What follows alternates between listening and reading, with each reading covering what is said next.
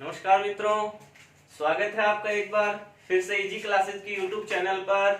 आपका मित्र, आपका दोस्त एक बार फिर उपस्थित है आपके सामने एक नए जोश, एक नए उमंग के साथ। आज अपन राजनीति विज्ञान का तीसरा बिंदु शुरू करने जा रहे हैं और उस तीसरे बिंदु को आप शामपट पर देख रहे होंगे। बिंदु होगा हमारा संविधान की क्या अनुसूचियां।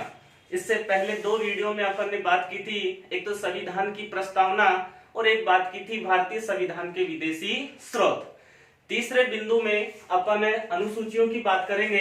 अनुसूचियां क्या होती हैं, अनुसूचियों की प्रारंभिक संख्या कितनी थी और वर्तमान अनुसूचियों की संख्या कितनी है, और इन अनुसूचियों में किस प्रकार की विषय वस्तु को शामिल किया गया है। यदि आपको हमारा वीडियो अच्छा लगे तो इसे लाइक करें, शेयर करें और सब्सक्राइब करें।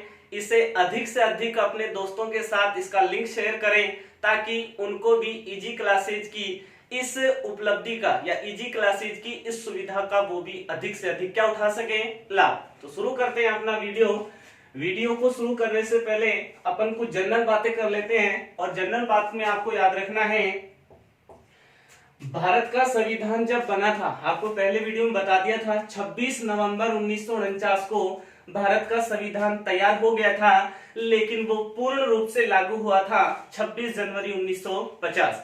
26 नवंबर 1949 को 16 अनुच्छेद तुरंत प्रभाव से लागू कर दिए गए थे और शेष जो अनुच्छेद थे उनको लागू किया गया था 26 जनवरी 1950। ये विषय वस्तु, ये बात हमने आपको बता दी थी और इस बात का उल्लेख किया हुआ है भारतीय संविधान का एक अनुच्छेद का नंबर है 394।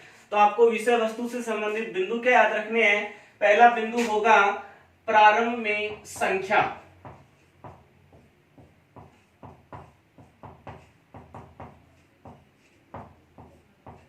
प्रारंभ में अनुसूचियों की जो संख्या थी वो संख्या कितनी थी, 8 जो अनुसूचियां थी वो प्रारंभिक संविधान में थी, लेकिन अनुसूचियों की वर्तमान संख्या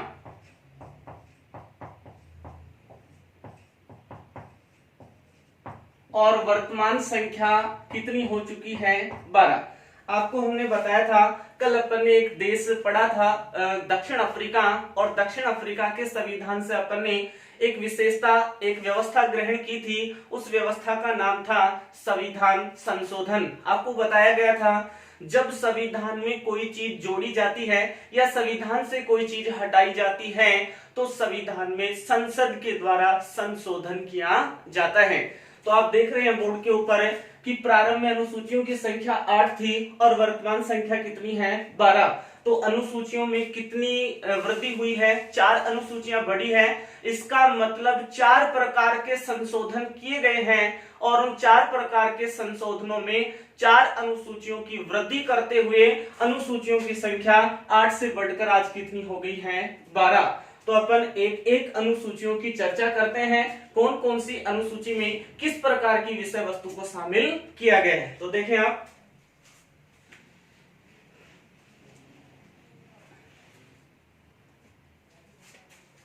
बात करते हैं प्रथम अनुसूची की।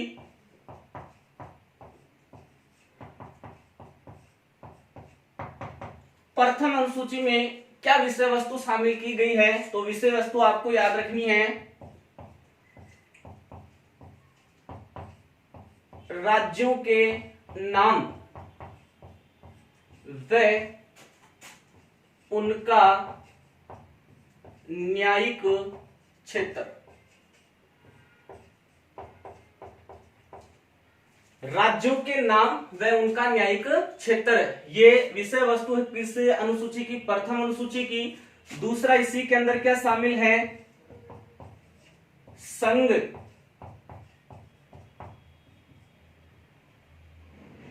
राज्य क्षेत्रों के नाम व उनकी सीमाएं।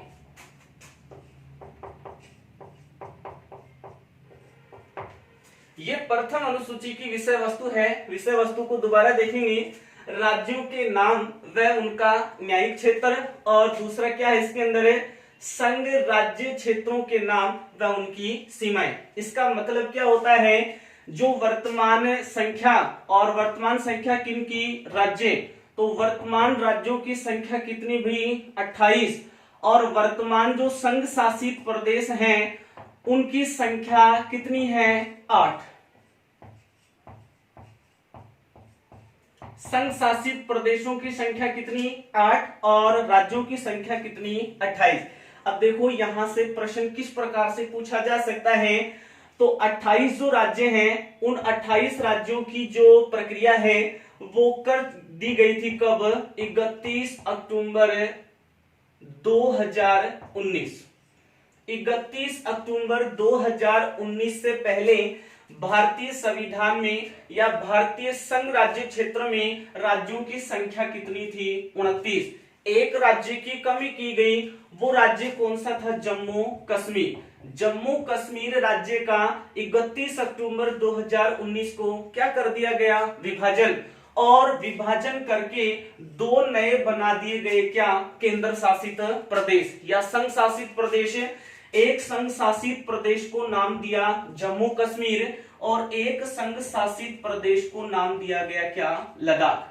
तो जैसे ही जम्मू कश्मीर का विभाजन करके दो नए संघ शासित प्रदेश बनाए गए तो राज्यों की संख्या 29 से घटकर कितनी रह गई? 28। तिथि कौन सी है? 31 अक्टूबर 2019। इसके बारे में हमने आपको पहले बता दिया था। 31 अक्टूबर याद कीजिए, अपन ने एक विवाद पढ़ा था, विवाद का नाम था केशवानंद भारती बनाम केरल राज्य विवाद। तो केशवानंद भारती विवाद की जो कार्यवाही 68 दिन तक चली थी वो कार्यवाही शुरू कब हुई थी? 31 अक्टूबर। और समय क्या था? 31 अक्टूबर 1972। तो 31 अक्टूबर 2019 को जम्मू कश्मीर का विभाजन किया गया। दो नए केंद्र शासित प्रदेश बने, एक जम्मू कश्मीर और एक कौन सा? लद्दाख। यहाँ से कुछ समसामयिक प्रश्न बन जाते हैं, यहाँ से करंट का बिंदु भी पूछा जा सकता है कि जम्मू कश्मीर का पहला उपराज्यपाल किसे नियुक्त किया गया था? तो आपको बताना है व्यक्ति विशेष का नाम है गिरीश चंद्र मुर्मू। क्या नाम है? गिरीश चंद्र मुर्मू। गिरीश चंद्र मुर्मू जो है उनको जम्मू कश्मीर का पहला नियुक्त किया गया है क्या? उपराज्यपाल। ऐसा ही प्रश्न यदि अपन लद्दाख के बारे में देखें तो आपको बताना है लद्दाख के जो पहले उपराज्यपाल बने हैं उनका नाम था R.K. माथुर। दोनों अच्छे प्रश्न है, आगामी प्रतियोगी परीक्षाओं में इनका प्रचलन देखा जा सकता है। तो R.K. माथुर जो हैं उनको पहला उपराज्यपाल नियुक्त किया गया लद्दाख का, और गिरीश चंद्र मुर्मू को पहला उपराज्यपाल नियुक्त किया गया कहां का? भी जम्मू कश्मीर। ये तो बात हुई इस पहली लाइन की, राज्यों के नाम व उनका न्यायिक क्षेत्र। एक टॉपिक आपको विस्तार से पढ़ाऊंगा जिसमें प्रारंभिक राज्यों की संख्या, प्रारंभिक संघ शासित प्रदेशों की संख्या और कौन कौन से राज्य का किस तिथि को निर्माण किया गया था, कौन कौन से राज्यों में किस प्रकार की भाषा का प्रयोग किया जाता है। एक विस्तृत टॉपिक अपन लेकर आएंगे, उस वीडियो का आप इंतजार करते रहिए। यहाँ तक जो बिंदु है उसमें देखो अपन ने समझा राज्यों के नाम व उनका न्यायिक क्षेत्र, उसमें अपन ने वर्तमान 28 राज्यों की चर्चा की। दूसरी लाइन लिखी हुई है संघ राज्य क्षेत्रों के नाम व उनकी सीमाएं। तो संघ राज्य क्षेत्र जो है उनकी वर्तमान में संख्या आपको बताई गई कितनी? 8। अब ये 8 क्यों? क्योंकि जब 31 अक्टूबर 2019 को संघ शासित प्रदेशों की संख्या बताई गई थी 9, क्योंकि इससे पहले 7 थी, 2 नए बन चुके थे तो संख्या हो गई थी कितनी? 9। लेकिन अब 2 संघ शासित प्रदेशों को केंद्र सरकार ने सम्मिलित कर दिया है, उनको एक ही नाम दिया गया है, और वो 2 संघ शासित प्रदेश जिनका विलय कर दिया गया है उनमें एक संघ शासित प्रदेश तो है दादर नागर हवेली, और जो दूसरा संघ शासित प्रदेश है उसका नाम है दमन एंड दीव। तो हाल ही में केंद्र सरकार ने 2 नए संघ शासित प्रदेशों का विलय करके उन्हें एक ही उपमा दी गई है, और उपमा बन गई क्या? दादर नागर हवेली व दमन व दीव। तो ये जो 2 केंद्र शासित प्रदेश थे वो वर्तमान एक हो चुके हैं। अतः केंद्र शासित प्रदेशों की संख्या 9 से घटकर कितनी हो गई? 8। ये सारी जो व्यवस्था है, ये सारी व्यवस्था संविधान की कौन सी अनुसूची में है? प्रथम अनुसूची में, जिसमें लिखा हुआ है राज्यों के नाम व उनका न्यायिक क्षेत्र। तो वर्तमान संख्या कितनी? 28। संघ राज्य क्षेत्रों के नाम व उनकी सीमाएं, और वर्तमान संख्या है कितनी भी? 8। आगे का बिंदु देखिए, दूसरी अनुसूची में क्या विषय वस्तु है उसको अपन शुरू करते हैं।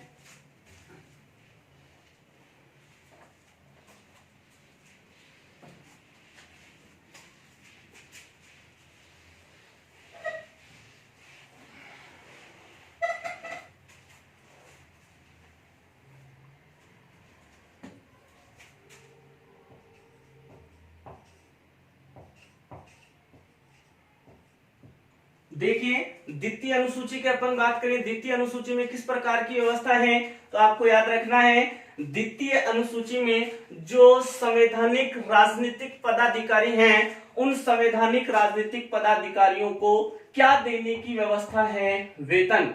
वेतन देने की व्यवस्था, जो राजनीतिक पदाधिकारी हैं उनको वेतन दिया जाना चाहिए, उनको वेतन दिया जाता है, उसका उल्लेख किया हुआ है संविधान की कौन सी अनुसूची में? द्वितीय अनुसूची में।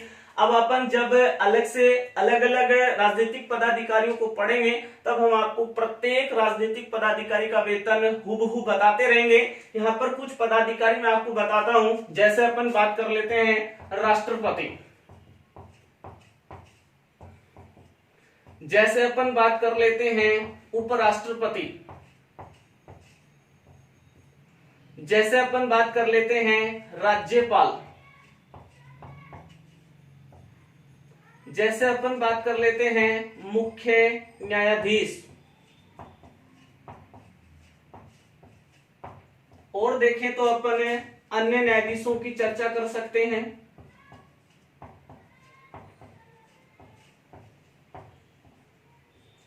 उसके बाद उच्च न्यायालय के मुख्य न्यायाधीश,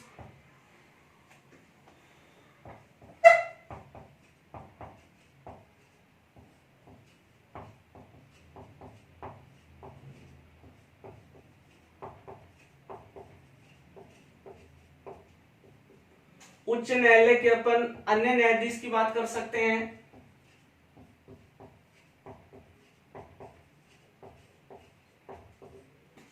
एक अपन देख सकते हैं कैग का पद, एजी का पद, प्रधानमंत्री देख लेते हैं।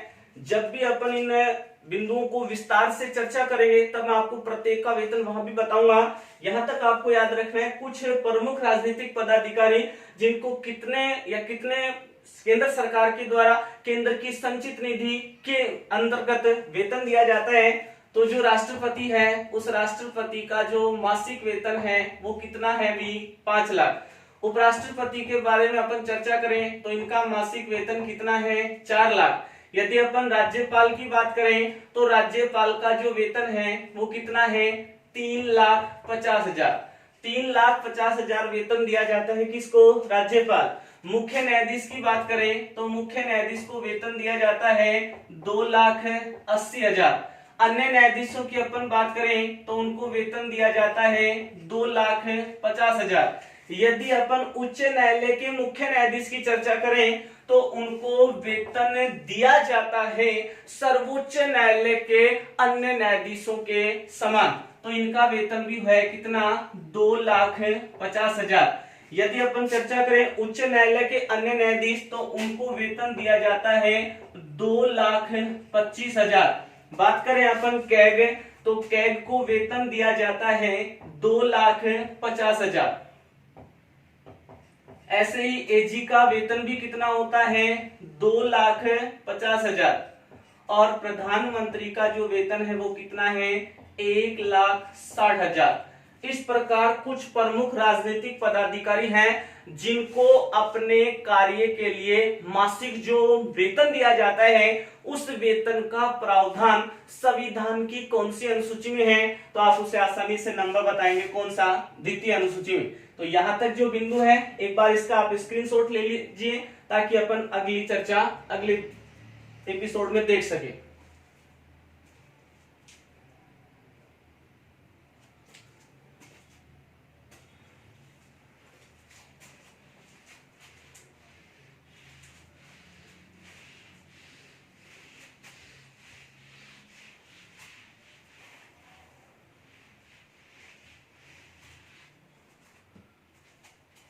देखिए स्टूडेंट, तीसरी अनुसूची क्या कहती है?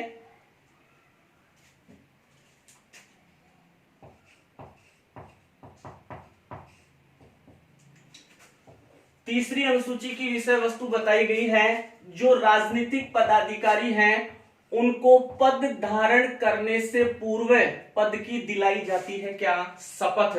तो शपथ का प्रावधान है तीसरी अनुसूची में और वेतन का प्रावधान है द्वितीय अनुसूची में। तो जो शपथ का प्रावधान है इसमें एक माइनर प्रश्न पूछा जाता है। वो प्रश्न क्या होता है कि संविधान की कौन सी तीसरी अनुसूची में किन राजनीतिक पदाधिकारियों की शपथ का उल्लेख नहीं है?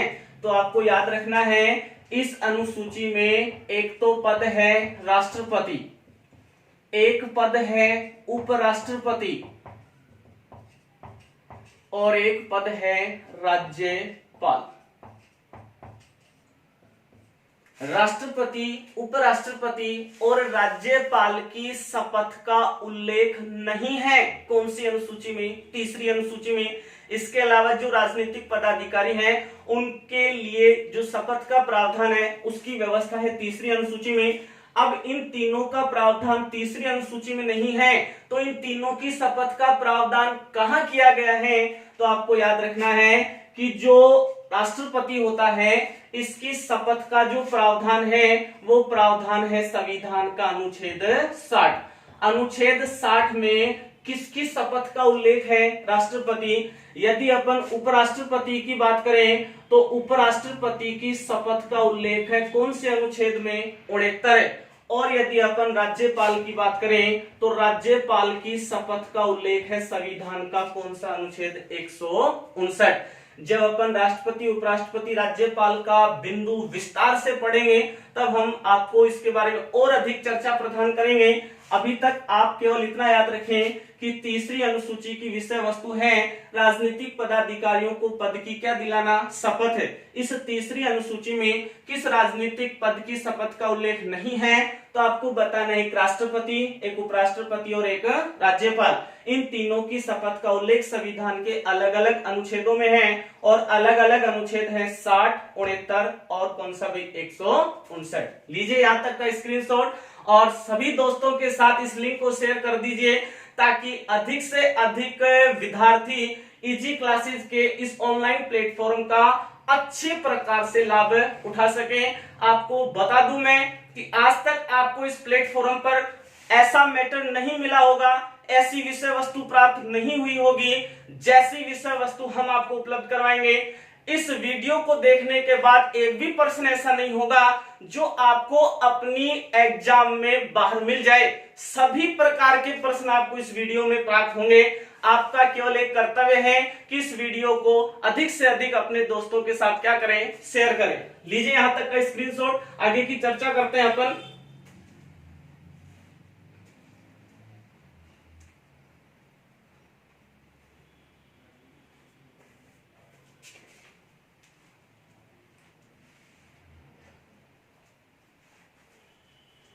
देखते हैं आगे की विषय वस्तु क्या है।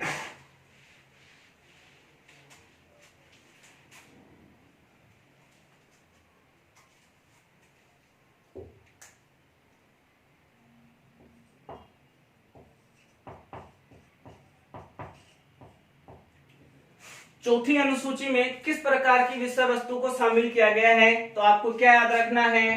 राज्य व संघ शासित प्रदेश। राज्य व संघ शासित प्रदेश में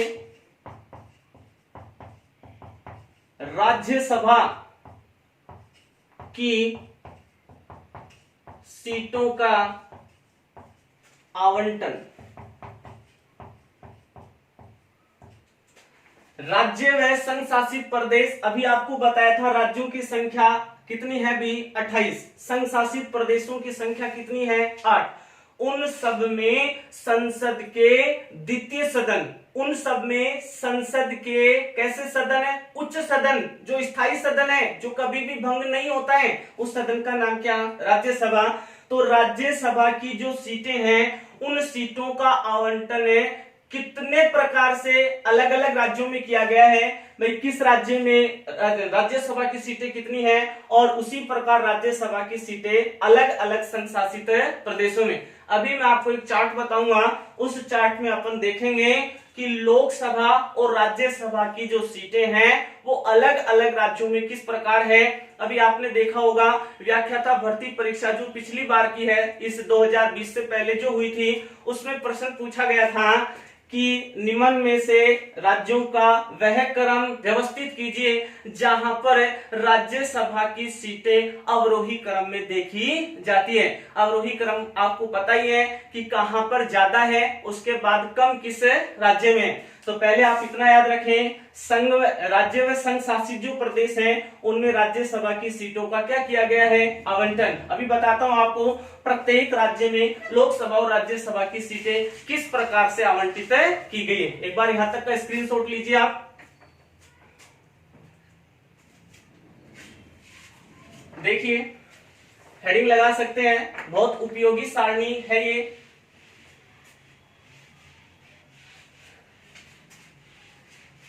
इस विषय वस्तु के इस प्रकार के बिंदु केवल आपको इसी YouTube चैनल पर प्राप्त होंगे, जिसमें अपन विषय वस्तु के बड़े भाग के साथ प्रत्येक एक महीन पहलू का विस्तार से अध्ययन करने वाले हैं मित्रों। तो देखिए प्रत्येक राज्य के अंदर लोकसभा और राज्यसभा की सीटें, तो पहले अपन देखते हैं, एक तरफ अपन निर्धारित कर लेते हैं लोकसभा की सीट, एक तरफ निर्धारित कर लेते हैं राज्यसभा की सीटें। उसके बाद एक तरफ अपन देख लेते हैं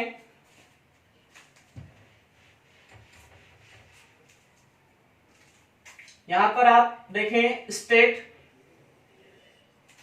यहां पर आप देखें लोकसभा की सीटें, यहां पर अपन देख सकते हैं राज्यसभा की सीटें। इस सारणी में अपन ये चर्चा करेंगे कि प्रत्येक राज्य में लोकसभा और राज्यसभा की कितनी प्रकार की सीटें हैं। तो शुरुआत करते हैं, देखिए सबसे पहले अपन राज्य लिखते हैं कौन सा, जम्मू कश्मीर। जम्मू कश्मीर के बाद अपन चर्चा करें राज्य कौन सा, हिमाचल प्रदेश। हिमाचल प्रदेश के बाद अपन चर्चा करें कौन सा, पंजाब। पंजाब के बाद राज्य कौन सा, हरियाणा। हरियाणा से आगे निकलते हैं अपन, राज्य कौन सा अपना, राजस्थान। राजस्थान के बाद कौन सा भी, गुजरात। गुजरात के बाद निकलते हैं कहाँ, महाराष्ट्र। महाराष्ट्र के बाद निकलते हैं कहाँ, गोवा। गोवा के बाद अपन निकलते हैं कहां पर, कर्नाटक। और कर्नाटक के बाद अपन निकल जाते हैं कहां पर भी, केरल। यहां तक के जो राज्य हैं उनमें कितनी कितनी प्रकार की लोकसभा और राज्यसभा की सीटें हैं, तो उनकी अपन चर्चा करते हैं। देखिए जम्मू कश्मीर के अंदर लोकसभा की सीटें जो हैं उनकी संख्या कितनी है, 6 और 4। 6 और 4, 6 तो किसकी, लोकसभा की, और राज्यसभा की कितनी, 4। 6-4 यहां पर हो जाती है। उसके बाद अपन बात कर सकते हैं कितनी भी, 4 और 2।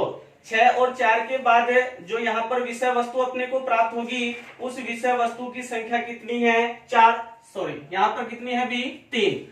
देख लेते हैं एक बार इसको, यहाँ पर 6 और 4 किस में है, लोकसभा। राज्यसभा में किस राज्य की, जम्मू कश्मीर। हिमाचल प्रदेश में कितनी, 4 और 3। राज्य आया कौन सा भी, पंजाब। अब पंजाब के अंदर लोकसभा राज्यसभा की सीटें कितनी हैं, तो उसके लिए आप एक आसानी से फॉर्मूला याद रख सकते हैं। एक गाना आपने सुना होगा, 13 7 है। कौन सा गाना, 13 7 है। तो उस 13 7 है गाने का संबंध आप दर्शा दीजिए कहां पर है, पंजाब। तो देखिए गाना है 13 7 है, तो 7 से अपन बना सकते हैं क्या, 7। 13 लोकसभा की और 7 राज्यसभा की सीटें हैं भारत के किस राज्य में, पंजाब। उसके बाद अपन निकलते हैं कहां पर, हरियाणा। ध्यान रखें जितनी राजस्थान में राज्यसभा की सीटें हैं उतनी सीटें इस हरियाणा राज्य में किस सदन की है, लोकसभा। तो यहाँ पर अपन संख्या दर्शा देते हैं कितनी, 10, और 10 का आधा कर दिया क्या, 5। तो 10 लोकसभा की, 5 राज्यसभा की सीटें हैं कौन से राज्य में, हरियाणा। हरियाणा से अपन आगे निकलते हैं, राजस्थान के अपन सब जानते हैं। यहाँ पर लोकसभा की कितनी है, 25, और राज्यसभा की कितनी है, 10। तो देखो प्रश्न इस प्रकार भी पूछ लिया जाता है कि राजस्थान की राज्यसभा सीटों के समान ऐसा कौन सा राज्य है जहां पर उतनी ही लोकसभा की सीटें हैं, तो आप बता देंगे कौन सा राज्य है, हरियाणा। यदि अपन राजस्थान की लोकसभा और राज्यसभा की सीटों में से एक एक की वृद्धि कर दें तो वो सीटें निर्धारित हो जाएंगी भारत के किस राज्य की? गुजरात। तो निर्धारित करते हैं, देखो यहाँ पर मैं लिख देता हूं 25 के बाद 26 और 10 के बाद कितना भी 11। तो 26 11 लोकसभा राज्यसभा की सीटें हैं भारत के किस राज्य के अंदर है? गुजरात। उसके बाद अपन बात करें राज्य कौन सा है भी? महाराष्ट्र। तो महाराष्ट्र के अंदर आपको याद रखना है लोकसभा की सीटें कितनी हैं? 48। और 48 के बाद अपन बात करें राज्यसभा की सीटें महाराष्ट्र में कितनी हैं? तो महाराष्ट्र में राज्यसभा की सीटें आपको बता देनी है कितनी? 19। तो महाराष्ट्र में कितनी लोकसभा की? 48 और राज्यसभा की कितनी है? 19। उसके बाद अपन बात करें गोवा, तो आप ऐसे याद रखें, सब लिखा हुआ है गो से आप बना सकते हैं दो, तो गो और उसके बाद क्या? दो। और इधर देखो ए, इस ए का नंबर कितना है? 1। तो आप यहां पर भी लिख दीजिए क्या? 1। तो 2 लोकसभा की और 1 राज्यसभा की सीट है भारत के किस राज्य में? गोवा के अंदर। कर्नाटक की बात करते हैं अपन। कर्नाटक में लोकसभा राज्यसभा की सीटें कितनी हैं? तो कर्नाटक में जो लोकसभा है इसकी सीटें कितनी हैं? 28। और इधर से राज्यसभा की अपन बात करें तो सीटों की संख्या कितनी है? 12। 28 तो लोकसभा की और 12 किसकी? राज्यसभा। केरल की अपन चर्चा करें तो आपने सुन रखा है राजस्थान का एक बिंदु है कला और संस्कृति का, जिसका नाम है राजस्थान के प्रमुख संत और संप्रदाय। उसमें आपने सुन रखा है विश्नोई। राजस्थान में सबसे ज्यादा विश्नोई पाए जाते हैं। कहां पर? जोधपुर में। उसी विश्नोई शब्द को आप याद रखें और ऐसा बिंदु बनाएं कि केरल के अंदर रहते हैं विश्नोई। केरल में कौन रहते हैं? विश्नोई। तो विश्नोई कितने नियमों का पालन करते हैं? 20+9। तो बताओ भारत के किस राज्य में विश्नोई रहते हैं? केरल। रहते नहीं है, केवल याद करने के लिए अपने को ये चीज याद रखनी है। तो 20+9 नियमों का पालन करने वाले विश्नोई कहाँ रहते हैं? केरल में। वैसे उसका सही आंसर तो राजस्थान का कौन सा जिला है? जोधपुर है। तो देखो इतने राज्यों की अपन ने लोकसभा की सीटें जानी और किसकी? राज्यसभा की। उसके बाद अपन राज्य और देखते हैं। देखिए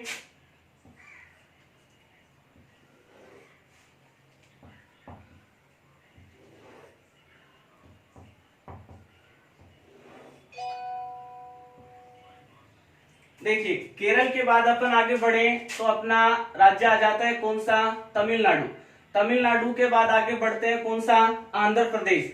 आंध्र प्रदेश के बाद आगे बढ़ते हैं तो कौन सा आ जाता है? उड़ीसा। उड़ीसा के बाद आगे बढ़ते हैं तो राज्य कौन सा? पश्चिम बंगाल। पश्चिम बंगाल तक जाने के बाद अपने को फिर उत्तर भारत में प्रवेश करना है और उत्तर भारत में अपन पहुंच जाते हैं राज्य कौन सा? उत्तर प्रदेश। उत्तर प्रदेश से अलग हुआ था भारत का राज्य और वो राज्य कौन सा था? उत्तराखंड। आपको हम जब राज्य वाला बिंदु पढ़ाएंगे तो बताएंगे कौन से राज्य की स्थापना का वर्ष क्या है। तो उत्तर प्रदेश से अलग क्या बना? उत्तराखंड। उसके बाद अपन बात कर लेते हैं राज्य कौन सा? मध्य प्रदेश। मध्य प्रदेश से अलग कौन सा बना था? छत्तीसगढ़। कौन सा राज्य बना? छत्तीसगढ़। उसके बाद अपन राज्य की बात कर लेते हैं कौन सा? बिहार। और आपको सर्वविदित है बिहार से अलग होकर कौन सा राज्य बनाया गया था? झारखंड। कौन सा राज्य भी? झारखंड। तो यहाँ तक के जो राज्य हैं उनमें लोकसभा और राज्यसभा की सीटें किस प्रकार निर्धारित कर रखी हैं उन सीटों की अपन चर्चा करते हैं। देखो तमिलनाडु के अंदर लोकसभा की सीटें कितनी हैं? 39 और राज्यसभा की सीटें कितनी हैं? 18। इस विषय वस्तु का प्रश्न विभिन्न प्रकार के एग्जाम में देखा गया है। ऐसा बिंदु आपको किसी ऑनलाइन प्लेटफॉर्म पर देखने को नहीं मिलेगा। यहाँ पर आपको सभी प्रकार के महीन पहलू का बारीक से अध्ययन करवाया जाएगा। तो 39 सीटें लोकसभा की और राज्यसभा की 18 किस राज्य में? तमिलनाडु। आगे बात करते हैं अपन राज्य कौन सा? आंध्र प्रदेश। आपको ये याद रखना है राजस्थान में जितनी लोकसभा की सीटें हैं उतनी लोकसभा की सीटें और भारत के किस राज्य में हैं? तो वो राज्य कौन सा है भी? आंध्र प्रदेश। आंध्र प्रदेश में भी लोकसभा की सीटें कितनी हैं? 25। और इधर अपन बात करें तो सीटों की संख्या कितनी है? 11। आगे राज्य कौन सा है? उड़ीसा। उड़ीसा राज्य के अंदर जो लोकसभा की सीटें हैं उनकी संख्या कितनी है? 21। लेकिन ध्यान रखना जितनी राजस्थान में राज्यसभा की सीटें हैं उतनी ही राज्यसभा की सीटें भारत के किस राज्य के अंदर है? उड़ीसा। तो अपन यहाँ पर संख्या नोट कर देंगे कितनी?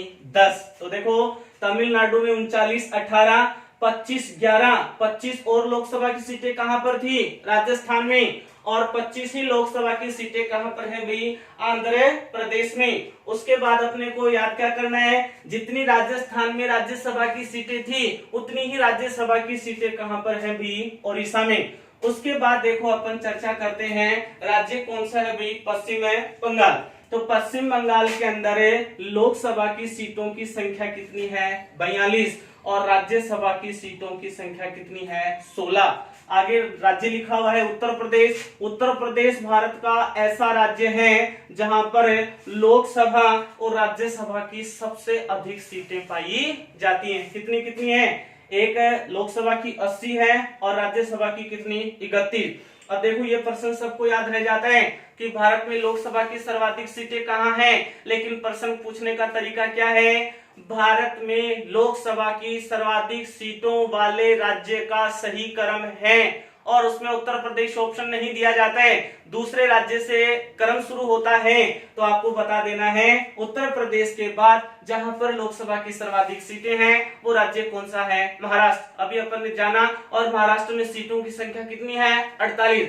ऐसे अपन बात करें महाराष्ट्र के बाद कौन सा है तो आपको बता देना है कौन सा है? पश्चिम बंगाल, जहां पर लोकसभा की सीटों की संख्या कितनी है भाई? 42। और इस पश्चिम बंगाल के बाद की चर्चा करें तो अपने को राज्य बताना है कौन सा भी? तमिलनाडु। लेकिन अभी अपन एक बिहार राज्य पढ़ेंगे, वहां पर लोकसभा की सीटें आएंगी 40। कितनी आएंगी? 40। देखते हैं 80, 31 हो जाती हैं। उसके बाद उत्तराखंड इससे अलग हुआ था, यहाँ पर लोकसभा और राज्यसभा की सीटों की संख्या 5 और कितनी? 3।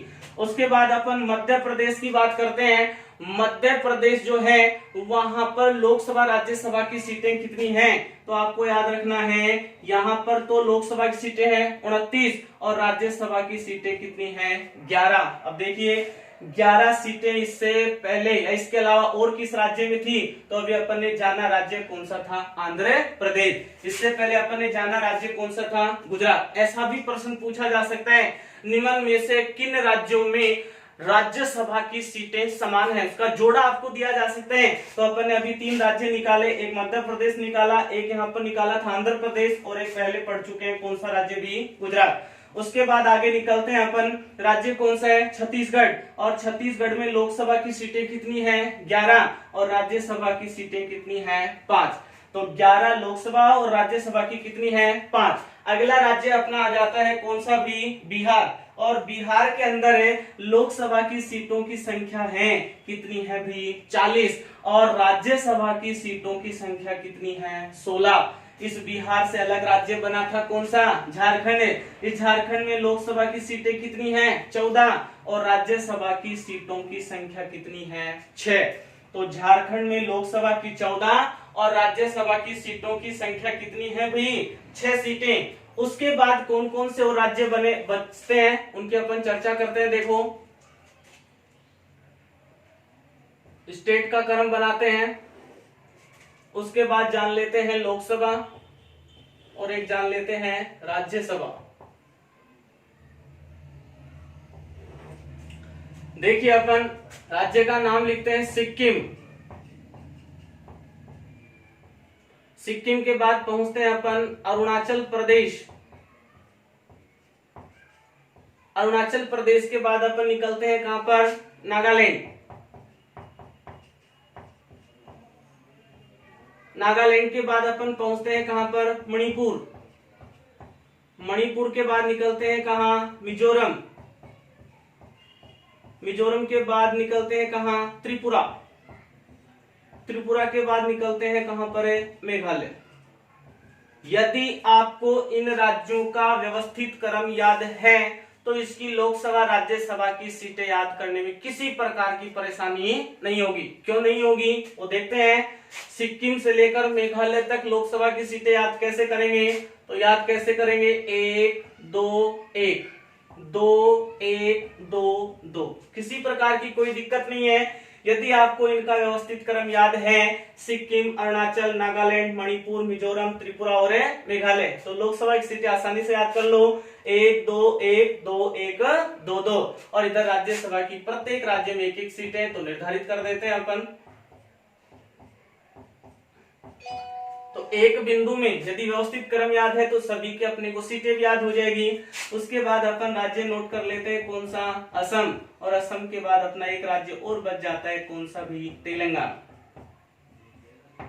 इन दोनों में कितनी कितनी राज्यसभा की सीटें हैं, तो सबसे पहले आपको यह बिंदु याद रखना है कि दोनों राज्यों में राज्यसभा की सीटें समान हैं। कितनी कितनी, 7 और 7। यहाँ पर असम राज्य जो है वहां पर लोकसभा की सीटें कितनी हैं, 14, और तेलंगाना में लोकसभा की सीटें कितनी हैं, 17। तो 17 7, इधर से 14 7। तो किसी भी एक राज्य की लोकसभा या राज्यसभा की सीटों का फैक्ट पर्सन पूछा जा सकता है, या लोकसभा की एक से अधिक राज्यों में जो समान संख्या है उनका क्रम पूछा जा सकता है, या लोकसभा और राज्यसभा एक तरफ राज्यों का नाम होगा, दूसरी तरफ सीटों की संख्या होगी। प्रश्न पूछेगा निम्न में से बेमेल का चयन कीजिए। तो अपने जो भारत के राज्य हैं उन सभी राज्यों की हमने आपको इस सारणी में लोकसभा और राज्यसभा की सीटें बताई। इसके बाद हम आपको बताएंगे कि भारत के जो केंद्र शासित प्रदेश हैं उनमें लोकसभा राज्यसभा की सीटों का किस प्रकार से आवंटन किया गया है। एक बार यहां तक का आप स्क्रीनशॉट लीजिए ताकि ये बिंदु आपका इसी टॉपिक में एक व्यवस्थित जगह पर अपनी जगह बना सके। लीजिए स्क्रीनशॉट।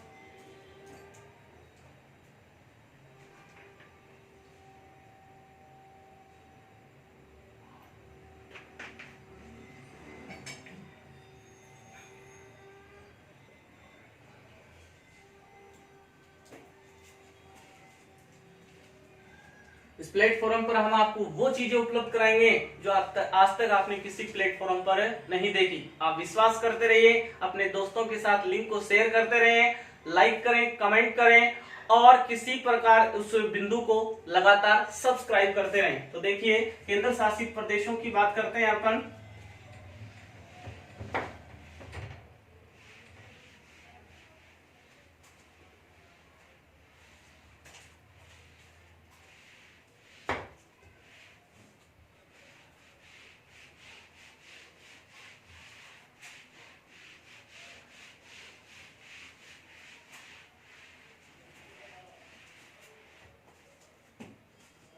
देखिए आगे,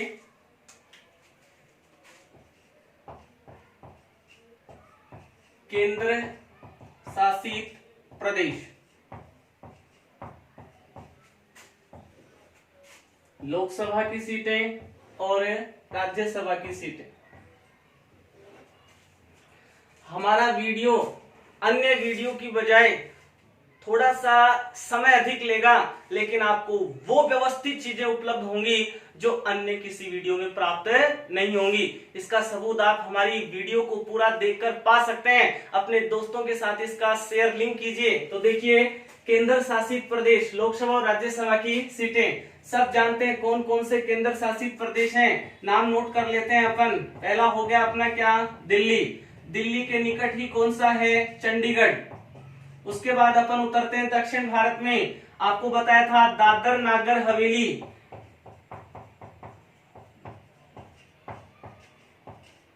आपको बताया था दमन एंड दीव, पता होगा आपको लक्षद्वीप,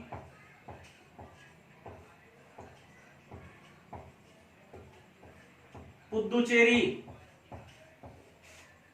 एक हो जाएगा अपना क्या, अंडमान निकोबार।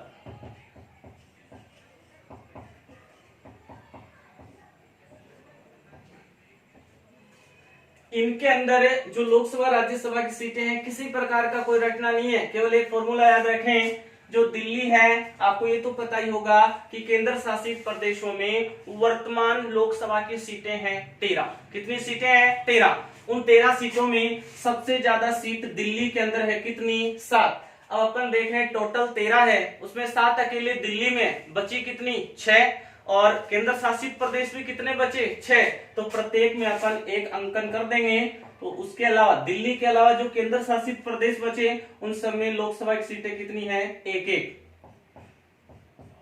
ठीक है। उसके बाद अपन देखते हैं राज्यसभा की सीटें। तो वर्तमान राज्यसभा की सीटें पूरी उन केंद्र शासित प्रदेशों में मिलाकर कितनी है? 4। तो अकेले दिल्ली में कितनी है? 3। इसका मतलब बची क्या? 1। वो एक किसी केंद्र शासित प्रदेश में है, बाकी 5 में किसी प्रकार की कोई सीट नहीं है। तो वो केंद्र शासित प्रदेश आपको याद रखना है कौन सा? पुदुचेरी।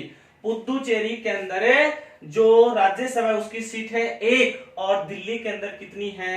3। इसके अलावा जो केंद्र शासित प्रदेश बचे हैं वहां पर किसी प्रकार की राज्यसभा की सीट का निर्धारण नहीं है। लीजिए यहां तक का स्क्रीनशॉट, फिर अगली अनुसूची की चर्चा करते हैं।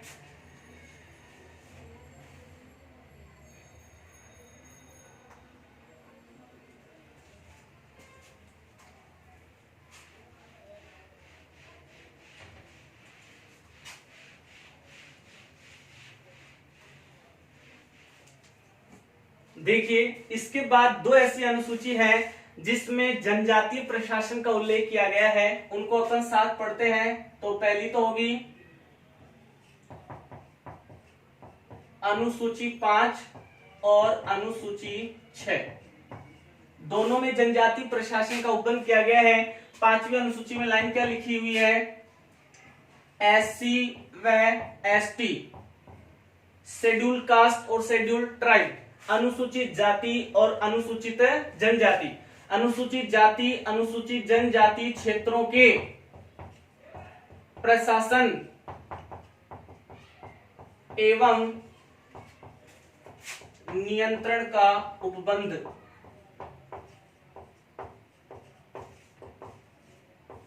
अनुसूचित जाति और अनुसूचित जनजाति क्षेत्रों के प्रशासन एवं नियंत्रण का क्या भी उपबंध।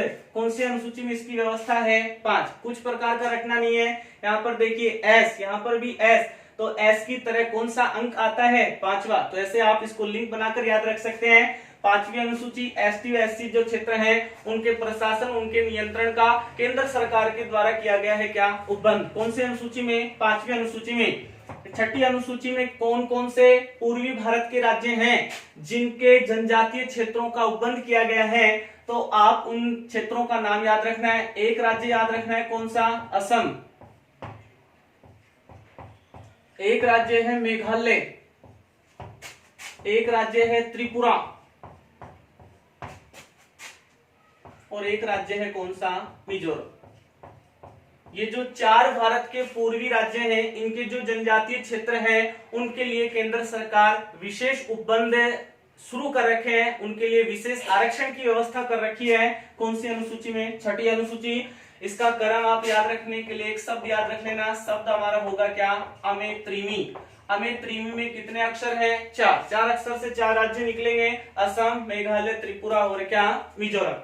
उसके बाद सबसे महत्वपूर्ण जो अनुसूची है जिसमें प्रश्न पूछने के बहुत अधिक चांस होते हैं, वो अनुसूची अपनी कौन सी होगी? 7वीं। एक बार यहाँ का स्क्रीनशॉट लीजिए, फिर अपन उसकी चर्चा करते हैं।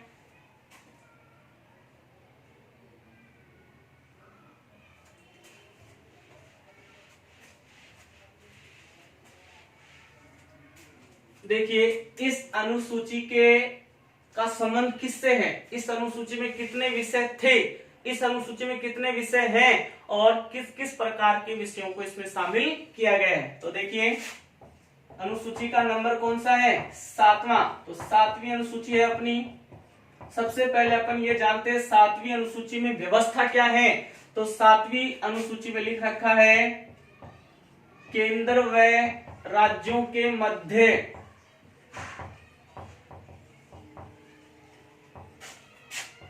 शक्तियों का विभाजन।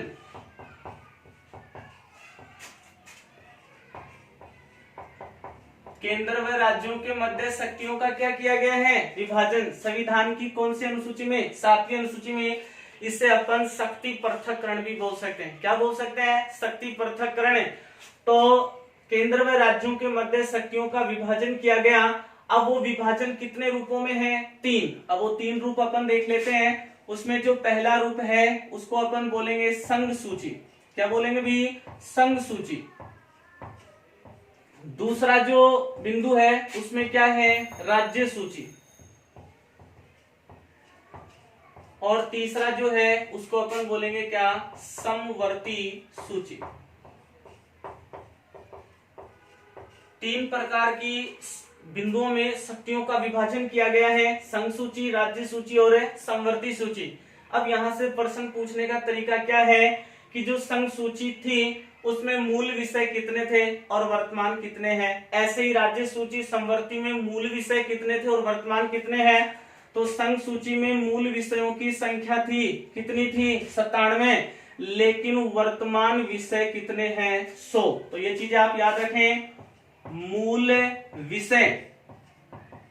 विषयों की संख्या कितनी है, 97, और प्रश्न पूछ लिया जाए वर्तमान विषय, तो वर्तमान विषय कितने, 100। ऐसे ही अपन राज्य सूची में चले। राज्य सूची में जो मूल विषय थे उनकी संख्या बताई गई है कितनी, 66, और जो वर्तमान है उन वर्तमान विषयों की संख्या है कितनी भाई, 61। इसका मतलब विषयों की संख्या में क्या हुई, कमी। अब संविधान में किसी चीज में कमी की जा रही है, इसका मतलब किया गया क्या, संशोधन, बताएंगे अभी। तो समवर्ती सूची के जो मूल विषय थे उन मूल विषयों की संख्या कितनी थी, 47, और वर्तमान जो विषय हैं उनकी संख्या बढ़कर हो गई कितनी, 52। तो आप पहले तो ये बिंदु याद रखें। केंद्र व राज्यों के मध्य शक्तियों का विभाजन 3 प्रकार से किया गया है, संघ सूची, राज्य सूची और समवर्ती सूची। संघ सूची में मूल विषय 97, वर्तमान कितने, 100। यहाँ राज्य सूची में मूल विषय कितने, 66, और वर्तमान कितने, 61। मूल विषय समवर्ती सूची में थे 47 और वर्तमान में कितने हैं, 52। अब आपको एक संविधान संशोधन याद रखना है, इसके अपन पहले भी चर्चा कर चुके हैं। संविधान संशोधन है 42वां संविधान संशोधन। 42वां संविधान संशोधन जो है वो कब बना था, तो आपको इसके बारे में पहले बता दिया गया है। तो 42वां संविधान संशोधन कब का है, 1976 का। कब का है, 1976। प्रस्तावना के बिंदु में हमने आपको बताया था इसी संविधान संशोधन के द्वारा प्रस्तावना में 3 शब्द जोड़े गए थे, समाजवाद, पंथ निरपेक्षता और क्या था, एक अखंडता। लेकिन आपको एक तिथि और बताई गई थी कि जो ये 42वां संविधान संशोधन है ये लागू कब हुआ था, तो लागू की तिथि आपको बताई गई थी 3 जनवरी 1977। तो देखिए 42वें संविधान संशोधन 1976 के द्वारा क्या किया गया, राज्य सूची के 5 विषय, वो 5 विषय इस राज्य सूची में से तो घटा दिए और उन 5 विषयों को शामिल कर दिया कहां पर है, समवर्ती सूची में। कितने विषय, 5। अब वो 5 विषय कौन कौन से थे जो राज्य सूची से तो हटे और शामिल हुए कहां पर, समवर्ती सूची में, उनकी चर्चा अपन करते हैं। देखो यहां पर बनेगा पर्यावरण व वन, माप व तोल, एक विषय था शिक्षा, एक विषय था जनसंख्या नियंत्रण,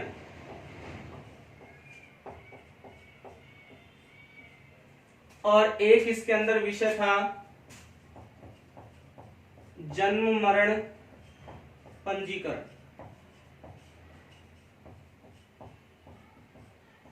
बड़े एग्जाम में ऐसा प्रश्न देखा जा सकता है कि कौन कौन से ऐसे विषय थे जो राज्य सूची से हटाकर समवर्ती सूची में शामिल किए गए। तो पर्यावरण व वन, माप व तोल, शिक्षा, जनसंख्या नियंत्रण, जन्म मरण पंजीकरण। अपन जब इनकी विषय वस्तु की चर्चा करेंगे तो आप एक बिंदु याद रखें, यदि प्रश्न पूछ लिया जाए जनगणना विषय किस सूची का है तो आपको बताना है संघ सूची। लेकिन प्रश्न पूछ लिया जाए जनसंख्या नियंत्रण किस सूची का विषय है तो आपको बताना है क्या, समवर्ती सूची। उसके बाद हम आपको एक ऐसा तरीका बताएंगे, कुछ ऐसे महत्वपूर्ण विषय बताएंगे जो अलग अलग सूचियों में समाहित हैं, उनको कैसे याद किया जाता है, किस प्रकार से प्रश्न पूछा जाता है। इंतजार करिए, एक बार यहां तक का आप स्क्रीनशॉट लीजिए।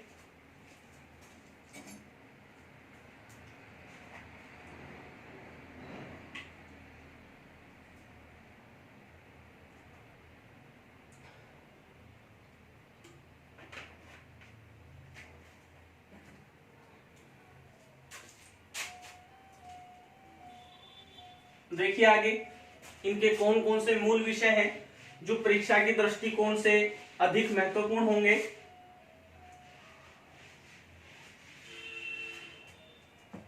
कहानी आपको बताएंगे। उस कहानी में कुछ ऐसे महत्वपूर्ण विषय होंगे जो अलग अलग सूचियों में शामिल होंगे। जैसे अपन देख लेते हैं संघ सूची के कौन कौन से विषय हैं। तो देखिए कहानी को पूरे मनोयोग के साथ सुनना, रटना नहीं है, कुछ भी प्रकार का बिंदु रटना नहीं है, केवल समझना है। तो संघ सूची में क्या क्या महत्वपूर्ण विषय है। तो सबसे पहले अपन बात करते हैं सैन्य विभाग। कौन सा विभाग? सैन्य विभाग। तो आपको याद कैसे रखना है, भारत के पास अपनी स्वयं की एक ताकतवर या शक्तिशाली क्या है? सेना। आपको पता है भारतीय सेना के पास क्या है? परमाणु शक्ति है। क्या है? परमाणु शक्ति। तो अपन ने बोल सकते हैं जो परमाणु ऊर्जा से संबंधित शक्ति है वो किसके नियंत्रण में है? संघ सरकार।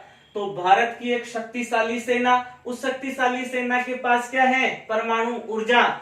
उस परमाणु ऊर्जा से भारत की सेना भारतीय लोगों की क्या करती है? रक्षा। रक्षा से आप क्या याद रखेंगे? रक्षा मंत्रालय। क्या याद रखेंगे? रक्षा मंत्रालय। अब ये रक्षा करती है सेना, किससे रक्षा करती है? तो विश्व के अन्य देशों से रक्षा करती है। तो विश्व के अन्य देश अपन क्या बोल सकते हैं? विदेशों से रक्षा करती है। तो अपन यहाँ पर बोल सकते हैं विदेश मंत्रालय। क्या बोल सकते हैं? विदेश मंत्रालय। रटना नहीं है, केवल मनोयोग से मेरी कहानी आप सुनते रहे। भारत के पास क्या है? सेना, सैन्य विभाग। सेना के पास क्या है? परमाणु शक्ति, मतलब परमाणु ऊर्जा से संबंधित विभाग। वो अपनी क्या करती है? रक्षा। तो रक्षा मंत्रालय। किससे रक्षा करती है? विदेशों से रक्षा करती है, तो विदेश मंत्रालय।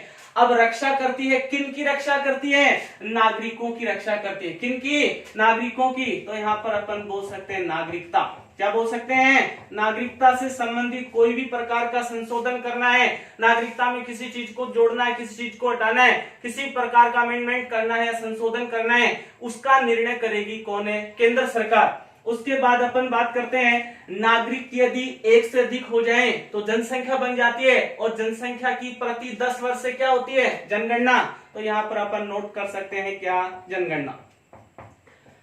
तो यहाँ पर सैन्य विभाग, परमाणु ऊर्जा, रक्षा मंत्रालय, विदेश मंत्रालय, नागरिकता, और इधर क्या होगी भी? जनगणना। उसके बाद देखिए जब देश के नागरिक सुरक्षित रहेंगे सेना की बदौलत है, तो वो पूरे मनोयोग के साथ, पूरी ऊर्जा के साथ किसी प्रकार का व्यापार करेंगे, और व्यापार करेंगे तो देश में किसका उत्पादन होगा? मुद्रा। मुद्रा अधिक होगी।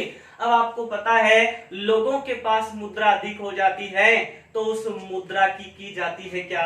बचत। तो बचत वाला विभाग किस में आ जाएगा? संघ सूची में। अब बचत कहाँ की जाती है? तो बचत की जाती है बैंकों में। कहाँ की जाती है? बैंकों में। तो बैंकों से अपन याद रख लेंगे बैंकिंग प्रणाली। क्या याद रख लेंगे? बैंकिंग प्रणाली। और आगे बढ़ते हैं, बचत कहाँ की जाती है? तो बचत की जाती है डाक विभाग में। कहां पर भी? डाक विभाग में। तो डाक विभाग हो गया। और बचत के लिए क्या किया जाता है? लोग अपने जीवन का, अपने जो संचार के साधन हैं उनका करवाते हैं क्या? बीमा। तो बीमा की जो व्यवस्था है वो भी किस सूची का विषय है? संघ सूची का।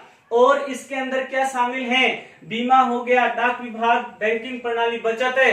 अब लोगों के पास जब मुद्रा होगी तो लोग उससे क्या खरीदेंगे? संचार के साधन। तो जो संचार की व्यवस्था है वो भी किस सूची का विषय है? संघ सूची का विषय है। और इसी के अंदर यदि लोगों की आय बढ़ जाती है तो सरकार आय पर लेती है क्या? टैक्स। उसको क्या बोल दिया? आयकर। और एक इसके अंदर अपन शामिल कर सकते हैं क्या? निगम कर। नहीं सुना होगा आपने, नहीं ऐसा बिंदु पढ़ा होगा, बिल्कुल रटना नहीं है। सभी प्रकार के बिंदु इसी शामपट पर, इसी बोर्ड पर आपको समझा दिया जाएगा। केवल मनोयोग के साथ सुनते रहें। क्या सुनना है अपने को? भारत की एक सेना है जिसके पास परमाणु शक्ति है, जो देश की क्या करती है? रक्षा। किससे रक्षा करती है? विदेशों से। किसकी रक्षा करती है? नागरिकों की। और नागरिक मिलकर जनसंख्या बनते हैं। जनसंख्या की क्या होती है? प्रति 10 साल से जनगणना। जब लोग सुरक्षित होंगे तो उनके पास, जब वो व्यापार करेंगे तो क्या होगी? मुद्रा। मुद्रा की क्या करेंगे? बचत। बचत कितनी जगह? 3। बैंक में करेंगे, डाक विभाग में करेंगे, उसका बीमा करवाएंगे। जब लोगों के पास मुद्रा होगी तो क्या आएंगे उनके पास? संचार के साधन। और जब मुद्रा की मात्रा अधिक हो जाएगी तो सरकार को देना पड़ेगा क्या? आयकर और निगम कर। ये बिंदु याद रखें आप, एक कहानी के माध्यम से आपको समझाया। इसी बिंदु में प्रश्न पूछने का तरीका होगा, निम्न में से कौन सा विषय संघ सूची में शामिल नहीं है। तो आपको ये बिंदु मिल जाएंगे। इनके अलावा जो भी बिंदु आपको मिले उसका संबंध नहीं होगा कौन सी सूची में, संघ सूची में। ऐसी ही एक प्रक्रिया, ऐसी ही एक कहानी आपको बताएंगे संघ सूची के अंदर। इंतजार करिए, एक बार यहां तक का स्क्रीनशॉट लीजिए।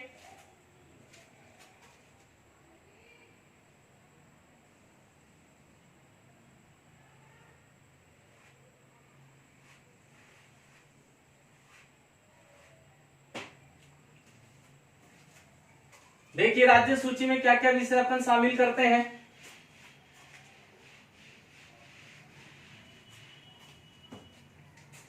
ये लो साहब, राज्य सूची के विषय क्या क्या हो जाएंगे। तो राज्य सूची के विषयों को अपन याद करने के लिए किस प्रकार का फॉर्मूला याद करें। तो एक तो राज्य सूची में आ जाती है नगर पालिका, क्या आ जाती है, नगर पालिका। और एक राज्य सूची में आ जाती है क्या, पंचायत।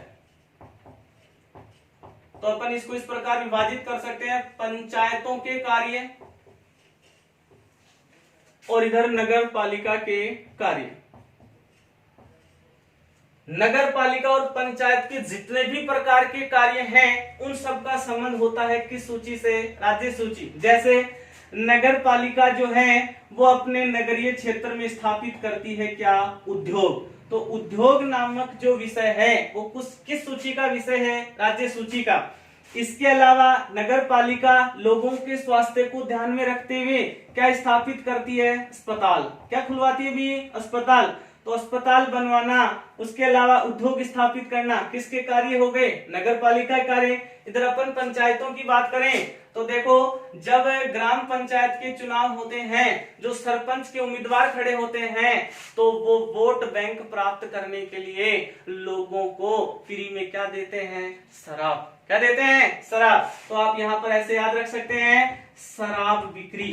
क्या याद रख सकते हैं, शराब बिक्री। और आपको ये तो पता ही है, जो ग्रामीण परिवेश में निवास करने वाले लोग हैं वो कौन सा व्यवसाय अधिक करते हैं। तो सबको पता है साहब, वो व्यवसाय अधिक करते हैं कौन सा, कृषि। जब कृषि अधिक होगी तो कृषि के साथ साथ किया जाएगा क्या, पशुपालन। तो देखो रटना नहीं है, केवल समझना है।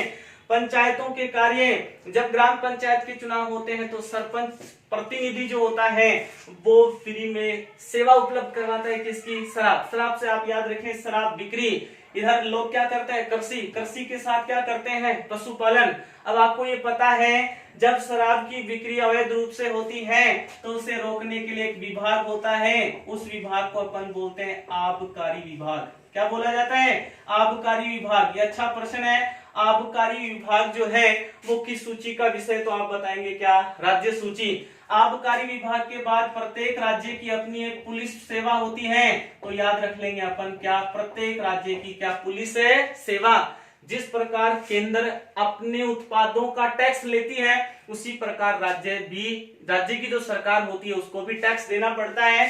तो अपन यहाँ लिख सकते हैं राज्य के विभिन्न कर, या राज्य सरकार के द्वारा लिए गए विभिन्न कर। तो अपन कैसे याद रखें, राज्य सूची में नगर पालिका के कार्य, पंचायतों के कार्य। नगर पालिका क्या करते हैं, उद्योग लगवाती है ताकि बेरोजगारी को दूर किया जा सके। अस्पताल का निर्माण करवाती है ताकि लोगों के स्वास्थ्य का ध्यान रखा जा सके। पंचायत के कार्य क्या हो गए, जब पंचायतों का चुनाव होता है तो सरपंच जो उम्मीदवार होता है फ्री में शराब बांटते हैं, तो शराब बिक्री। क्या करते हैं ये लोग, कृषि करते हैं, कृषि के साथ पशुपालन। जब शराब की अवैध बिक्री शुरू हो जाती है तो कौन सा विभाग होता है, आबकारी विभाग। आबकारी विभाग को सूचना देता है पुलिस विभाग। तो आबकारी विभाग हो गया, पुलिस सेवा हो गई, और प्रत्येक राज्य की सरकार के द्वारा अपने निर्धारित किए गए विभिन्न कर, जैसे केंद्र में आयकर निगम कर, ऐसे ही राज्य सरकार के द्वारा लिए जाने वाले विभिन्न प्रकार के कर। तो ये कुछ महत्वपूर्ण विषय हैं जो कौन सी सूची के हैं, राज्य सूची के। लीजिए यहां तक का स्क्रीनशॉट।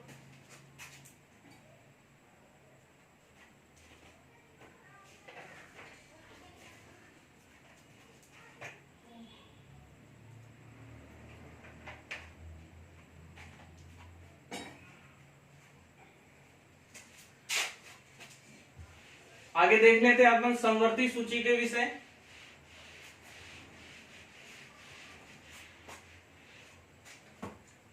समवर्ती सूची में कौन कौन से विषय होंगे? तो समवर्ती सूची के विषय याद रखना, एक तो समाचार पत्र,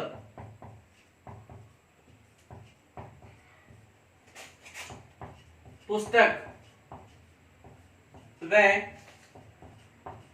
मुद्रणालय, और क्या होते हैं इससे संबंधित? कारखाने, और क्या होते हैं? कीमत नियंत्रण,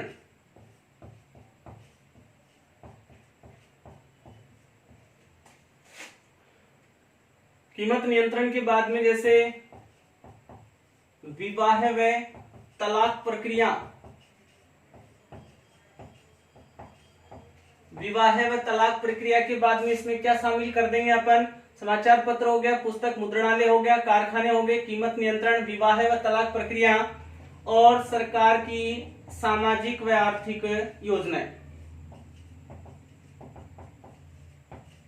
इसके अलावा सबसे महत्वपूर्ण जो बिंदु इस समवर्ती सूची में अभी आपको बताया कि राज्य सूची के 5 विषय हटाकर शामिल कर दिए गए। किस सूची में? समवर्ती। वहां से प्रश्न पूछे जाते हैं। अभी हमने आपको बताया वो 5 विषय क्या क्या थे। पहला था पर्यावरण व वन, दूसरा कौन सा था भी? कौन सा था? एक मापतोल। उसके अलावा क्या थी? शिक्षा। एक क्या थी? जनसंख्या नियंत्रण। और एक अंतिम में क्या लिखा हुआ था भी? क्या लिखा हुआ था? एक जनसंख्या नियंत्रण था, और जनसंख्या नियंत्रण के बाद लिख रखा था जन्म मरण पंजीकरण। क्या लिख रखा था? जन्म मरण पंजीकरण। उसके बाद देखो अपन अगली सूची की विशेषता जानते हैं। एक बार स्क्रीनशॉट लीजिए यहां तक देखिए।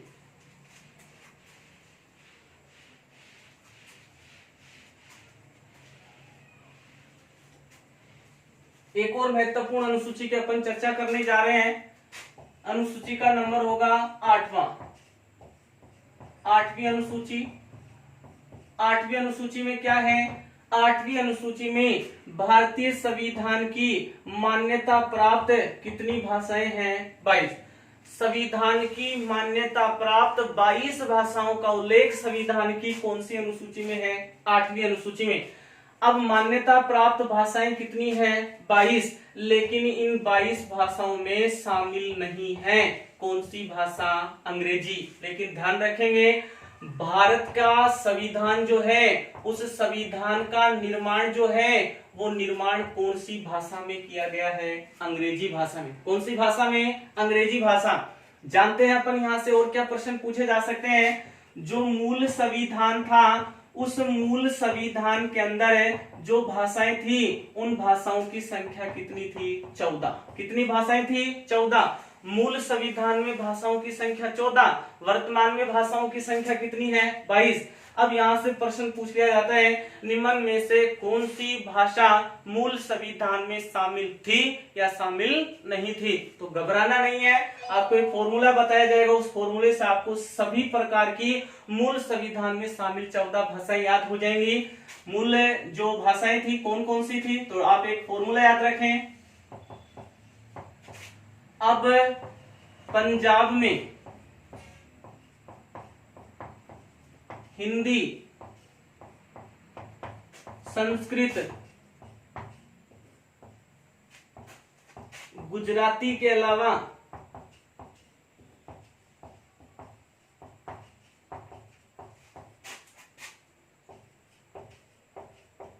उपमत भाषाएं बोली जाती है। इस लाइन से आपको क्या पता चलेगा? मूल संविधान की कितनी भाषाएं? 14 भाषाएं। क्या लाइन है? अब पंजाब में हिंदी, संस्कृत, गुजराती के अलावा उपमत भाषाएं बोली जाती हैं। ध्यान क्या रखना है? ए और बै। ऐसे आपको भाषा याद रखनी है कौन सी? असमी। बै से याद रखनी है कौन सी? बंगाली। पंजाबी से क्या हो जाएगी? पंजाबी। आगे हिंदी हो गई, उसके बाद हो गई संस्कृत। संस्कृत के बाद क्या हो गई? गुजराती। अब अपन ने जो शब्द लिखा है उपमत है, उसमें से प्रत्येक एक वर्ण से दो प्रकार की भाषाएं निकलेंगी। जैसे लिखा हुआ है उ, तो उ से आपको 2 भाषाएं निकालनी है। एक तो उड़िया और एक निकालनी है क्या, उर्दू। रटना नहीं है, केवल ट्रिक को याद रखें, पूरी भाषा याद हो जाएंगी। उसे निकाल दिया उड़िया और उर्दू। आगे लिखा हुआ है कैसे दो भाषाएं निकलेंगी, एक भाषा होगी कन्नड़ और एक भाषा होगी कश्मीरी, कन्नड़ और कश्मीरी। आगे क्या लिखा हुआ है, मैं से दो भाषाएं निकल जाएंगी, एक का नाम होगा मराठी और एक का नाम होगा मलयालम। आगे लिखा हुआ है क्या, तय से दो भाषाएं निकाल लेंगे अपन, तय से हो जाएगी तमिल और तय से ही निकल जाएगी क्या, तेलुगु। तो वर्तमान में भाषाओं की संख्या कितनी है, 22, जिसमें कौन सी शामिल नहीं है, अंग्रेजी। लेकिन भारत के संविधान का निर्माण हुआ कौन सी भाषा में, अंग्रेजी भाषा में। मूल संविधान में भाषाओं की संख्या कितनी, 14। अब मूल संविधान में भाषाएं कौन कौन सी थी, तो अपन ने याद करने के लिए ट्रिक लिखी। अब पंजाब में हिंदी, संस्कृत, गुजराती के अलावा उपमत भाषाएं बोली जाती हैं। असमी होगी बंगाली, पंजाबी, हिंदी, संस्कृत, गुजराती, उड़िया, उर्दू, कन्नड़, कश्मीरी, मराठी, मलयालम, तमिल और तेलुगु। अब अपने को ये बात पता है, मूल संविधान में 14 थी, वर्तमान बढ़कर हो गई 22। तो भाषाओं की संख्या बढ़ी, इसका मतलब संविधान में कुछ चीज जोड़ी गई है। अब संविधान में कुछ चीज जोड़ी गई है, इसका मतलब संविधान में किया गया क्या, संशोधन। 3 प्रकार के संशोधन हुए। उन 3 प्रकार के संशोधनों में जो वर्तमान भाषाओं का अंतर है, पहले 14 आज 22, तो कितनी भाषाएं बची, 8 भाषाओं को 3 संशोधनों के माध्यम से जोड़ा गया है। कौन कौन से वो संशोधन है, आएंगे अभी। एक बार यहां तक का आप स्क्रीनशॉट लीजिए।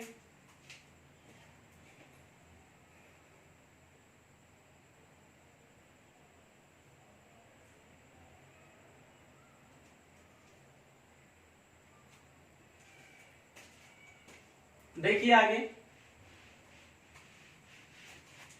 अभी अपन ने जाना मूल संविधान में भाषाओं की संख्या कितनी थी भाई, 14 भाषाएं थी। उसके बाद भाषाएं बढ़कर हो गई आज कितनी, 22। अब वो अलग अलग भाषाएं कौन सी बढ़ी उसकी चर्चा करते हैं। संविधान के अंदर 15 नंबर की जो भाषा है, वो 15 नंबर की भाषा जोड़ी गई थी, कौन सी, सिंधी। कौन सी भाषा, सिंधी। सिंधी भाषा को 15वां नंबर दिया गया था। अब सिंधी भाषा जोड़ने के लिए एक संशोधन हुआ था, उस संशोधन का नंबर कौन सा है, 21वां। और 21वां संविधान संशोधन हुआ था कब, 1967। कब हुआ था, 1967। 1967 में जो 21वां संविधान संशोधन हुआ, उसके द्वारा सिंधी भाषा शामिल की गई और सिंधी भारतीय संविधान की मान्यता प्राप्त कौन सी भाषा थी, 15वीं। उसके बाद अपन जानते हैं, उसके बाद एक संशोधन होता है, एक साथ 3 भाषाएं जोड़ी जाती है, जिनका नंबर अपन बता देंगे क्या, 16, 17 और 18। अब वो कौन कौन सी भाषाएं थी, तो उसके लिए आप एक शब्द याद रख ले, कॉमन। क्या याद रखेंगे, कॉमन। क्रम भी यही है, इस को से आपको याद रखना है कोंकणी। क्या याद रखना है, कोंकणी। उसके बाद इस में से आपको याद रखना है क्या भी, मणिपुरी। क्या याद रखना है, मणिपुरी। और आगे लिखा हुआ है ने, इस ने से आपको याद रखना है नेपाली। क्या याद रखना है, नेपाली। तो ये 3 भाषाएं जोड़ने के लिए संशोधन किया गया और संशोधन का नंबर कौन सा था, 71। 71वां संविधान संशोधन हुआ था कब, 1992। 1992 में 71वें संविधान संशोधन के द्वारा 3 नई भाषाओं को शामिल किया गया। 3 भाषाओं का क्रम 16, 17, 18। कॉमन शब्द से आप इसे याद रख सकते हैं, को से कोंकणी, यहाँ में से मणिपुरी और न से क्या हो जाएगा, नेपाली। उसके बाद यहाँ तक भाषाओं की संख्या हो चुकी है 18। उसके बाद एक ऐसा संविधान संशोधन हुआ जिसमें एक साथ 4 भाषाएं जोड़ी गई थी। तो 4 भाषाएं अपन जान लेते हैं। यहाँ पर 18 के बाद क्रम हो गया 19, 20, 21 और 22। 19, 20, 21 और 22। अब ये भाषाएं कौन कौन सी थी, तो देखो अपने गणित विषय में फॉर्मूला चलता है बोडो मास। उस बोडो मास को आप याद रखेंगे। उस बोडो मास में जिन जिन वर्णों का क्रम है, उन वर्णों से 4 प्रकार की भाषाएं निकली। जैसे 19वीं भाषा का दर्जा दिया गया जिस भाषा को, उसका नाम था बोडो। 20वें रूप में जिसे दर्जा दिया गया वो भाषा कौन सी थी, डोगरी। 21 नंबर पे जिसे दर्जा दिया गया वो भाषा कौन सी थी, मैथिली। और अंतिम 22 नंबर की जो भाषा शामिल हुई थी उस भाषा का नाम क्या था भाई, संथाली। 4 भाषाएं जैसे जुड़ी तो भाषाओं की संख्या 18 से बढ़कर हो गई कितनी, 22। इसका मतलब कुछ चीज जोड़ी गई है। तो एक संविधान संशोधन हुआ था उस संविधान संशोधन का नंबर क्या था? 92वां संविधान संशोधन हुआ था कब? 2003। इसके द्वारा 8वीं अनुसूची के अंदर 4 नई भाषाएं जोड़ी गई। याद करने के लिए बोडोमास याद रखें, बोडो, डोगरी, मैथिली और संथाली। इस प्रकार 8वीं अनुसूची में 1 से लेकर जो 22 प्रकार की मान्यता प्राप्त भाषाएं हैं उनका विवरण हमने आपको देखा। मूल संविधान में 14 थी, वर्तमान में 22 थी।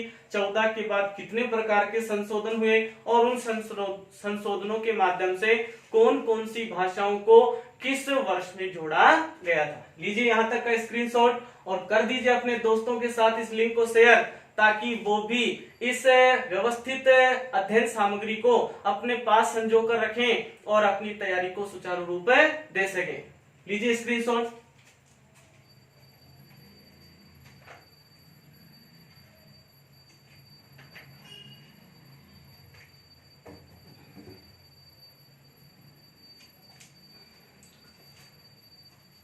देखिए आगे बढ़ते हैं अपन।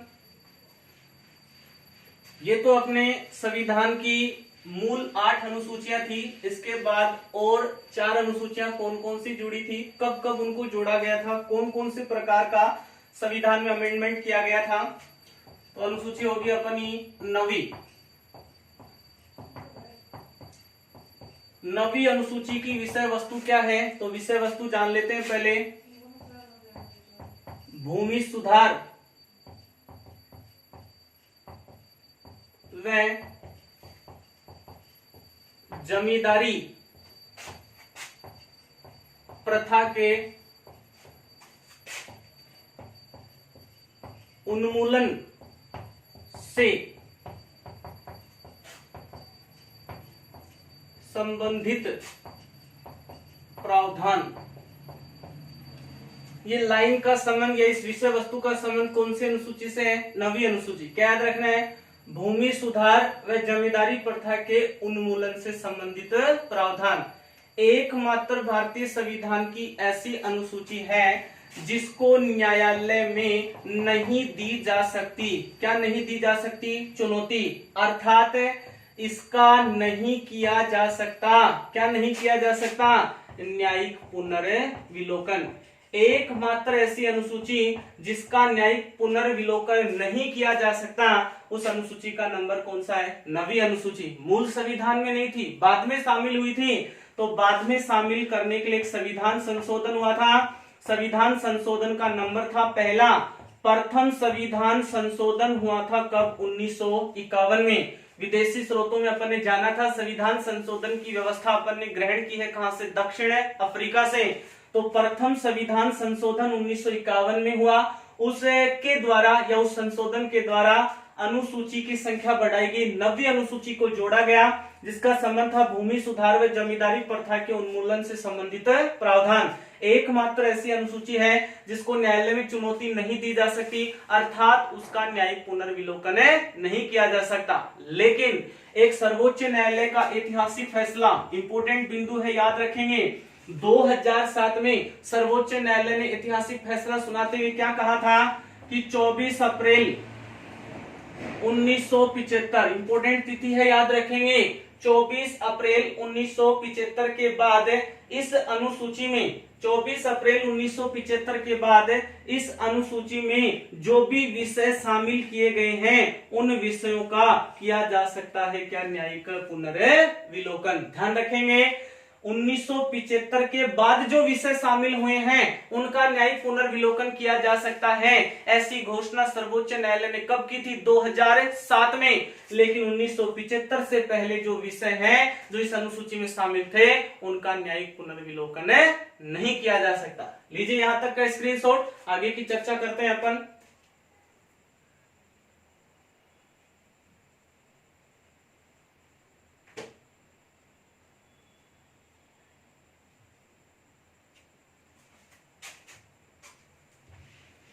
देखिए आगे का बिंदु क्या होगा।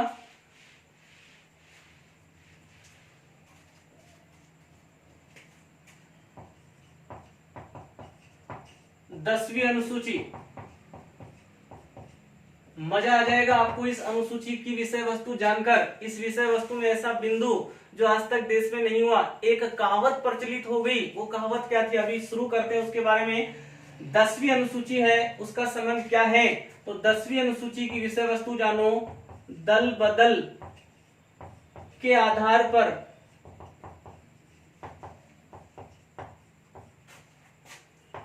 संसद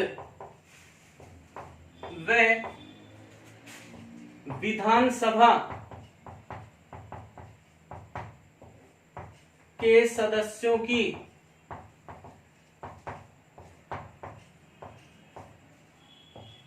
निर्हरता का उपबंध। इसको आप छोटे रूप में भी याद रख सकते हैं, केवल दल बदल। दल बदल के आधार पर संसद व विधानसभा के सदस्यों की निर्हरता का क्या उपबंध है, उसका संबंध है कौन सी अनुसूची? 10वीं अनुसूची। मूल संविधान में नहीं थी, इसका मतलब बाद में जोड़ी गई। तो एक संविधान संशोधन हुआ था, संविधान संशोधन का नंबर था कौन सा? 52वां। और 52वां संविधान संशोधन कब हुआ था? 1985। 52वें संविधान संशोधन 1985 के द्वारा इस अनुसूची को जोड़ा गया, जिसका शाब्दिक अर्थ है दल बदल की राजनीति। किसकी राजनीति? दल बदल की राजनीति। अब दल बदल की जो राजनीति है, इसके लिए जो कहानी सबसे प्रसिद्ध है वो कहानी है एक राज्य जिसका नाम है हरियाणा। हुआ क्या? राज्य था हरियाणा और समय था 1967। एक बहुत महत्वपूर्ण प्रश्न बन जाता है, हरियाणा में विधानसभा का प्रथम बार चुनाव हुआ था।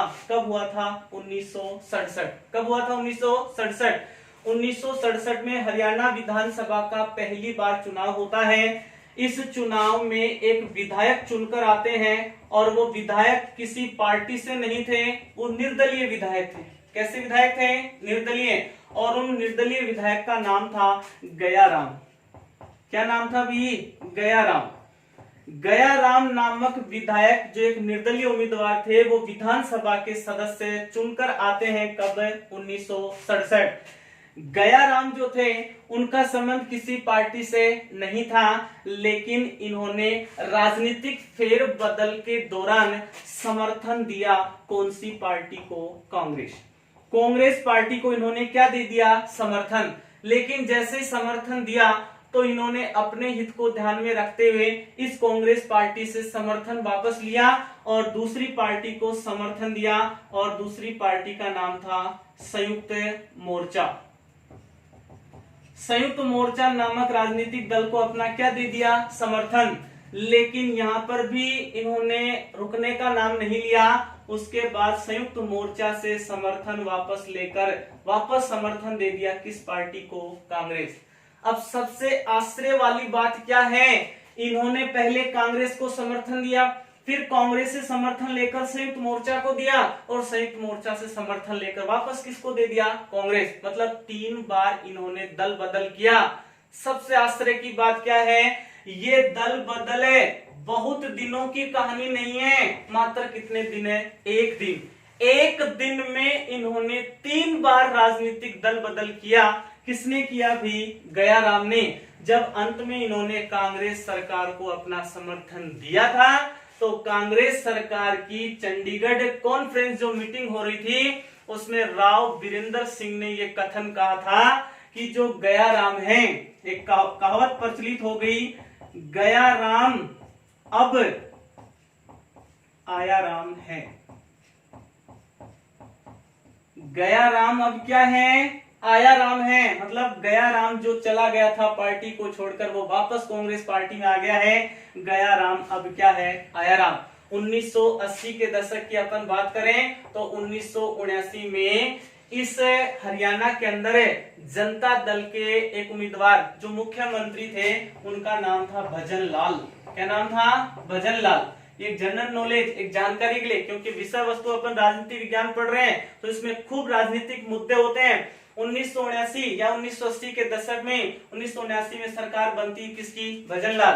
भजन लाल का संबंध था किससे? जनता दल, और जनता दल के संस्थापक का नाम था मोरारजी देसाई।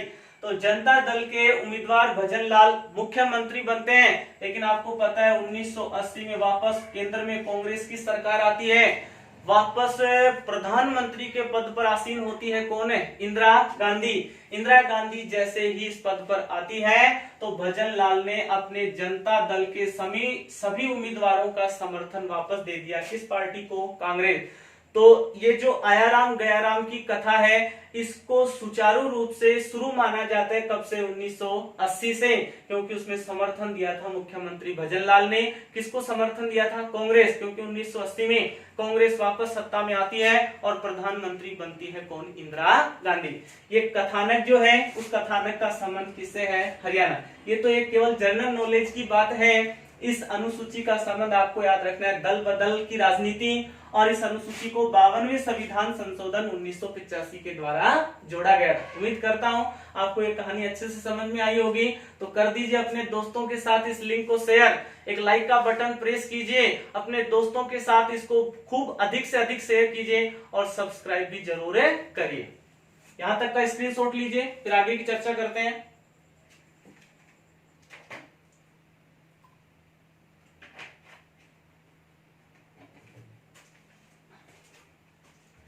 अपने इस बिंदु के 2 और अनुसूचियां बच गई है, फिर अपना ये बिंदु समाप्त हो जाएगा। वो 2 बिंदु क्या है? बहुत सरल सरल उसमें बातें हैं, लेकिन प्रश्न बहुत बार यहां से पूछ लिया जाता है। बात करते हैं अपन संविधान की 11वीं अनुसूची।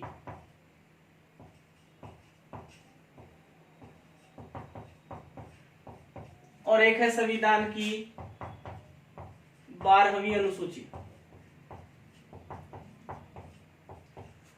सबसे पहले ये जानते हैं 11वीं अनुसूची और 12वीं अनुसूची का संबंध किस प्रकार के विषय से है। तो 11वीं अनुसूची का संबंध है पंचायती राज से। पंचायती राज व्यवस्था। और 12वीं अनुसूची का संबंध है नगरीय प्रशासन से।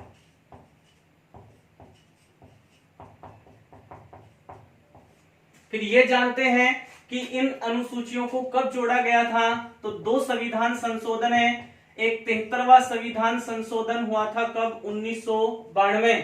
और एक 74वां संविधान संशोधन था, ये भी कब का है? 1992। 73वें संविधान संशोधन 1992 के द्वारा 11वीं अनुसूची जोड़ी गई और 74वें संविधान संशोधन के द्वारा 12वीं अनुसूची जोड़ी गई, जिसका संबंध किससे था? नगरीय प्रशासन। अब इन संशोधनों के माध्यम से क्या व्यवस्था की गई? इस संशोधन के माध्यम से क्या किया गया? संविधान के अंदर एक भाग शामिल किया गया, और भाग कौन सा? 9। भाग 9 के अंदर व्यवस्था शामिल कर दी किसकी? पंचायती राज व्यवस्था। इस अनुसूची के अंदर जो पंचायती राज व्यवस्था है उसके कितने विषय शामिल हैं? 29। बार बार प्रश्न पूछा गया है 11वीं अनुसूची में पंचायती राज व्यवस्था के कितने विषय शामिल हैं? 29। कब जोड़ा गया? 73वां संविधान संशोधन 1992। और भाग कौन सा है? 9। इधर अपन चर्चा करें तो इस संविधान संशोधन के द्वारा एक और भाग जोड़ा गया, और भाग क्या है? 9A।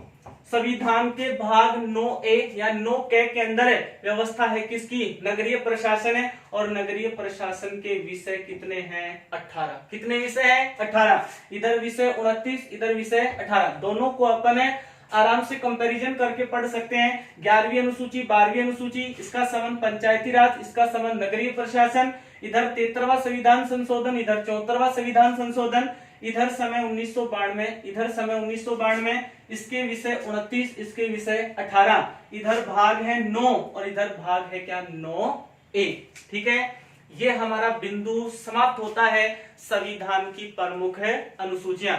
अनुसूचियों से संबंधित जितने भी प्रकार के प्रश्न है, चाहे किसी भी प्रकार के लेवल की अपन चर्चा करें, सभी को अपन ने इस वीडियो में शामिल कर दिया है। इस वीडियो को अधिक से अधिक शेयर करें, इस वीडियो को पूरे मनोयोग के साथ सुने। इस वीडियो में जो कुछ भी लिखा है, जो कुछ भी आपको पढ़ाया गया है, उससे बाहर इस अनुसूची में कोई भी प्रश्न आपसे पूछा नहीं जाएगा। तो मित्रों, आपसे यही उम्मीद है कि आप इस वीडियो को अधिक से अधिक शेयर करें, अधिक से अधिक लाइक करें, और इस वीडियो को अधिक से अधिक क्या करें? सब्सक्राइब। अपने दोस्तों के साथ इसका अधिक से अधिक लिंक शेयर करें। जय हिंद, जय भारत।